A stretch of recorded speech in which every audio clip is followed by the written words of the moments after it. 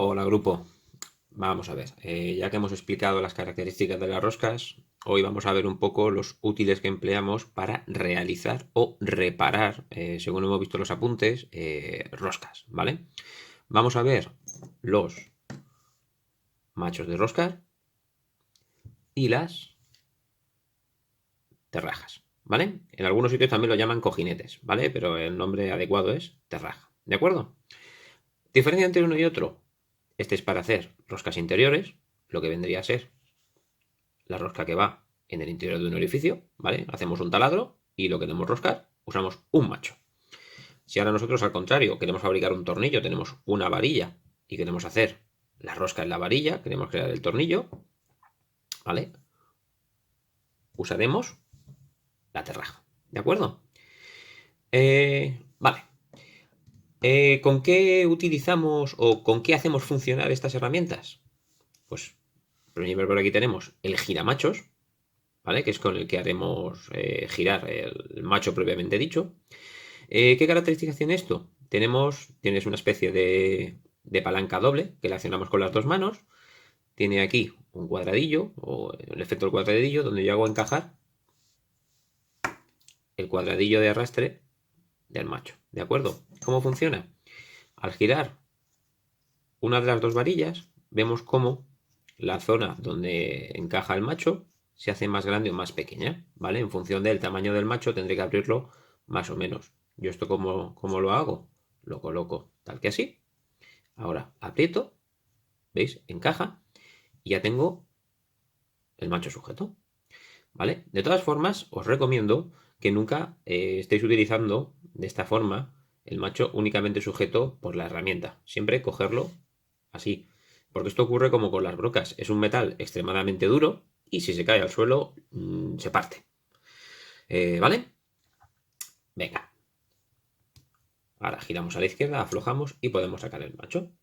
Para la terraja tenemos el portaterrajas, ¿vale? Ojo con la diferencia. Tenemos el giramachos y el portaterrajas. ¿De acuerdo? ¿Esto cómo funciona? Es tan sencillo como cogemos la terraja y la encajamos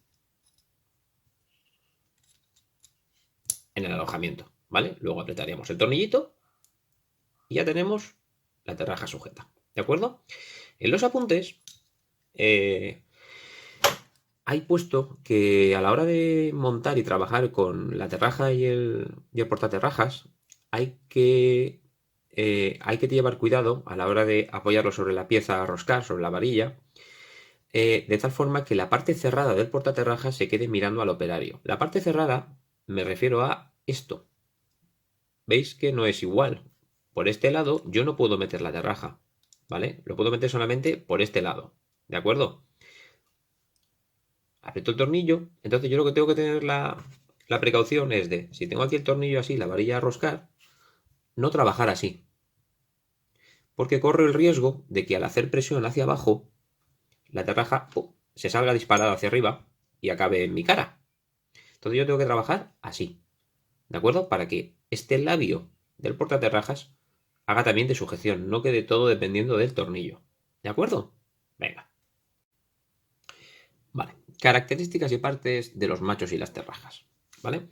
Si ahora cogemos cada una de estas herramientas, veremos que tiene una serie de características, ¿vale?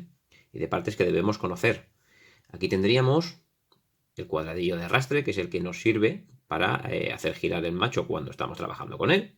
Aquí tendríamos el mango cuerpo, donde suelen venir grabadas las características de la rosca, etc. Aquí tenemos las cuchillas con las que labramos los filetes de la rosca en la tuerca, en el orificio, en la pieza en general que estemos trabajando. ¿De acuerdo? Aquí vemos unas acanaladuras, pueden ser 3, 4, 5, dependiendo del macho. Estas tienen una doble función. Por un lado, es por donde va a entrar el aceite cuando yo esté lubricando, cuando estoy trabajando. ¿Por qué? Porque el roscado es un procedimiento que requiere bastante lubricación. Por dos motivos. Se genera mucho calor y se genera mucha fricción. ¿De acuerdo? Y por otro lado, es el hueco por donde me va a permitir salir todas las virutas que se irán generando durante el procedimiento. ¿De acuerdo? Ahora bien, también vemos como en lo que es la zona de las cuchillas hay dos partes diferenciadas. De aquí hasta aquí es una zona que es totalmente cilíndrica, ¿vale? En cambio, de esta zona a esta zona es una zona más cónica, ¿vale? Y aparentemente lo que son las cuchillas o los filetes se aprecian como si estuvieran desgastados, ¿vale? No sé si se llega a ver. Estos, como son machos de reparación, no son machos de roscado desde cero, no tengo el juego de 3, ¿de acuerdo?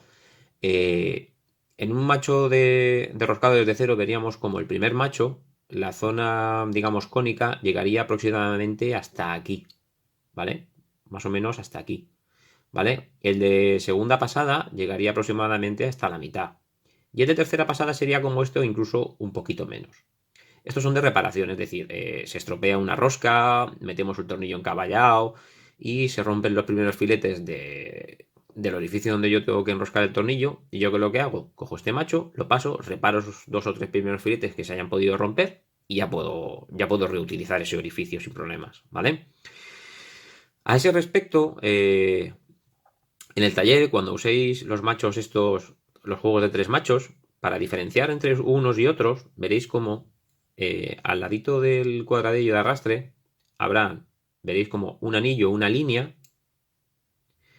En el caso del macho que tenemos que pasar primero, aquí habrá una línea.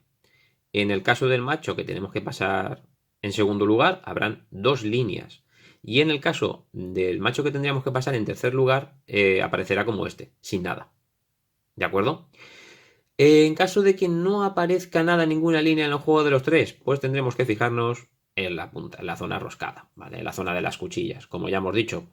El que la zona cónica sea la predominante, es decir, en la que haya mayor zona cónica, que llegue más o menos a esta altura, ese es el macho que pasaremos en primer lugar. El que la zona cónica llegue más o menos a esta altura, el que pasaremos en segundo lugar. Y el que apenas tenga una zona cónica como este, el que pasaremos en tercer lugar, porque ese es el macho de acabado. ¿De acuerdo? ¿Qué más tenemos que saber?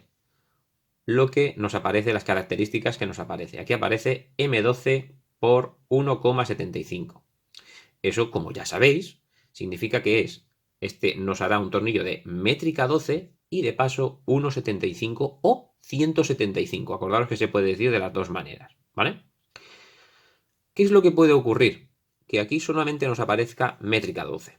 ¿Eso qué significa? ¿Que no tiene paso alguno? No. Significa que es métrica 12 con paso estandarizado. Como ya os dije en el vídeo de las características, tenéis que saber que para cada métrica hay un paso estándar. En el caso de métrica 12 es 175. ¿Qué significa? Que si en un macho o en una terraja nos aparece solamente métrica 12, automáticamente ya debemos saber que el paso es 175. Si nos aparece métrica 10, automáticamente tenemos que saber que el paso es 150. Si nos aparece métrica 8, 125. ¿De acuerdo? ¿Vale? La terraja. Aquí es más sencillo, ¿vale? Tenemos los huecos, cuya función es lo mismo que las acanaladuras en el macho, es decir, permitir el paso de aceite y por otro lado servir de desalojo para las virutas, ¿vale?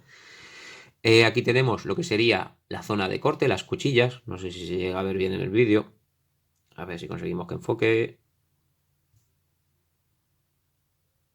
Vale, ahí se ven las cuchillas, ¿vale? Que es lo que va a labrar los filetes exteriores del tornillo, ¿de acuerdo? Estas zonas de aquí es donde apoyarían los tornillos para sujetarlos al portaterrajas, ¿vale? Lo que sí que hay que tener mucha precaución, mucho cuidado es, veis aquí que hay una zona sin filetes, ¿de acuerdo? Que es más cónica.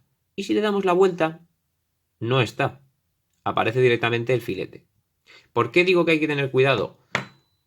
Porque la zona cónica tiene que estar puesta enfrentada hacia la varilla. ¿Para qué? Para ayudar a la entrada, ¿vale? Si yo lo coloco directamente por el lado del filete, es muy fácil que la terraja se me tuerza, entre encaballada, el filete empiece mal, y si eso ocurre, la hemos liado. Entonces, los apuntes pone que aquí hay que realizar un pequeño biselado en la varilla, y ese biselado coincidirá con esa zona cónica, lo cual me facilitará la entrada a 90 grados de la terraja sobre la varilla, ¿vale?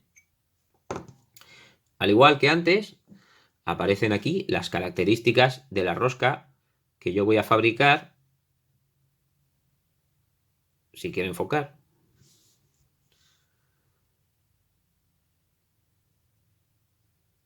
las características de la rosca que yo voy a fabricar con esta aterraja. En este caso, métrica 10, 1,5. Vuelvo a repetir lo mismo. Si aquí solo apareciera métrica 10, significaría que el paso es el estándar, que en este caso es 1,5. Pero ahora, fijaros que aquí tengo, por ejemplo, una aterraja que igualmente es métrica 10, pero el paso es 125. Ojo con esto, ¿vale? Porque yo puedo empezar a roscar un tornillo que es de métrica 10, aparentemente empezará a roscar bien y llegará un momento en que se pondrá duro. ¿Por qué? Porque el paso no coincide. ¿De acuerdo? Si yo sigo forzando, cojo con la llave y empiezo a forzar, me cargo la rosca, ¿vale? Porque sí, la métrica es la misma, el diámetro exterior será el mismo, pero el paso no. ¿De acuerdo? Venga, con esto concluimos.